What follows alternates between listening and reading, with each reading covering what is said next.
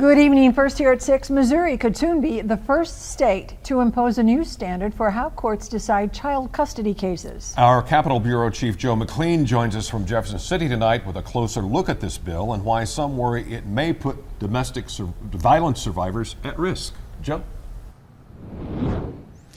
Yeah, right now, under current law, a judge basically decides custody cases based on what's in the best interest of the child. You probably heard that phrase a lot. Well, this bill would require courts to begin each custody case with the assumption that a 50-50 parental co-parenting agreement is in the best interest of the child. That would be the new standard. Now, this bill got huge bipartisan support. Only a handful of lawmakers voted against it, and now it's sitting on the governor's desk for his signature.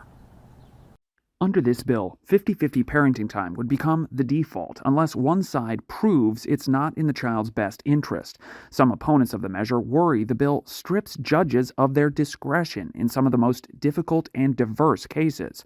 I stopped by a seminar hosted by the Missouri Coalition Against Domestic and Sexual Violence this week. Angela Hirsch is the director of the area's Rape and Abuse Crisis Service. Oftentimes, perpetrators will utilize the courts as a mechanism to continue to threaten or harass a survivor.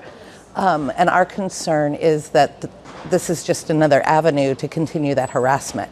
Hirsch notes there is a provision in the bill that would void the standard if parents reach an agreement on their own or if one of them proves domestic abuse occurred.